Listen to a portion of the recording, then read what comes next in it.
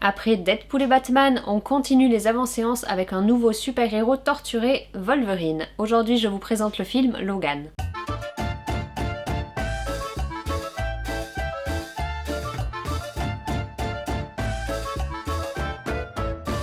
Entre août 2008 et novembre 2009 sort le comics Old Man Logan, où l'on découvre un Logan vieillissant, luttant contre ses fantômes, mais surtout un Logan qui refuse d'être de nouveau le sauvage Wolverine. Il est très souvent dit que c'est ce comics qui sert de source d'inspiration pour le film Logan qui sort au cinéma en 2017. Mais je dois bien avouer que pour moi ces 3 points sont les seuls points communs entre le livre et le film. Dans le film, pas de super vilain à la tête de la planète tout entière, et pas non plus de gang de Hulk qui mange ses ennemis. Il a bien changé. En février 2016, Deadpool sort au cinéma avec une interdiction en France pour les moins de 12 ans. Et Logan va suivre le même chemin malgré les très grosses inquiétudes de la Fox. Depuis 17 ans, Wolverine est en effet adoré par un public relativement jeune, sûrement grâce à son importance dans les films X-Men des années 2000, qui vont conduire à la réalisation de 2 longs métrages qui vont lui être entièrement dédiés. Pas les meilleurs. Avec cette interdiction moins de 12 ans, c'est toute une partie du public habituel de X-Men ou de Wolverine qui ne peut pas aller voir le film au cinéma. Mais vu le box-office, le pari valait le coup. Logan est très différent des précédents films de super-héros. Si pour moi le personnage de Wolverine a toujours été un descendant des cow-boys, avec son côté solitaire, torturé, à la marge du monde et en pleine errance, c'est bien dans ce volet que c'est le plus flagrant. James Mangold, réalisateur, a puisé beaucoup d'inspiration dans le western, que ce soit pour son personnage, mais aussi pour sa mise en image ou bien pour le rythme qu'il décide de donner à son histoire. Shane, l'homme des vallées perdues, est la plus grosse inspiration du film, et on le retrouve cité dans 2 scènes de Logan. Mais James Mangold n'est pas le seul réalisateur à avoir puisé dans les codes du western pour donner une dimension mythologique à son film. C'est quelque chose que l'on retrouve dans la dernière trilogie de la planète des singes de Matt Reeves.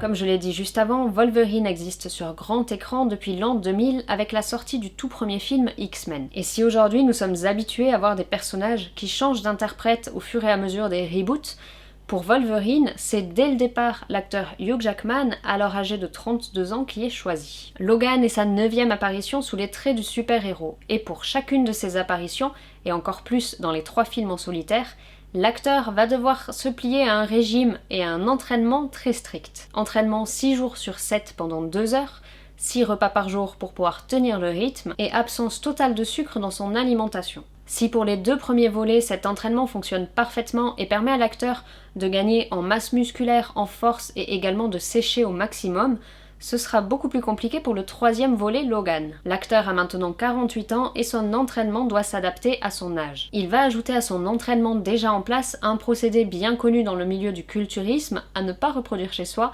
la déshydratation. Boire 10 litres d'eau par jour, puis arrêter toute hydratation 36 heures avant le tournage de chaque scène, afin de faire ressortir l'ensemble des muscles du corps. Et si Hugh Jackman se donne à 200% dans son entraînement pour être dans la peau de Wolverine, il le fait également à d'autres moments.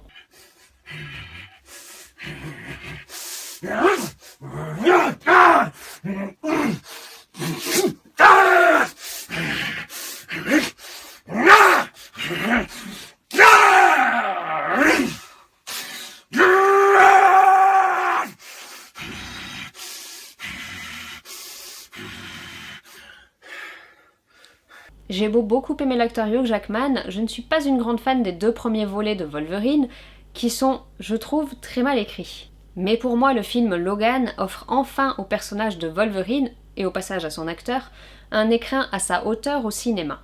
Certes, l'histoire n'est pas des plus surprenantes, pour autant, le film mélange habilement l'icône Wolverine et l'humanité de Logan. Et même si j'aurais beaucoup d'autres choses à dire sur ce film, je préfère vous laisser le découvrir par vous-même et éviter tout risque de spoil. Sur ce, je vous souhaite une très belle soirée cinéma et je vous dis à très bientôt dans une nouvelle vidéo.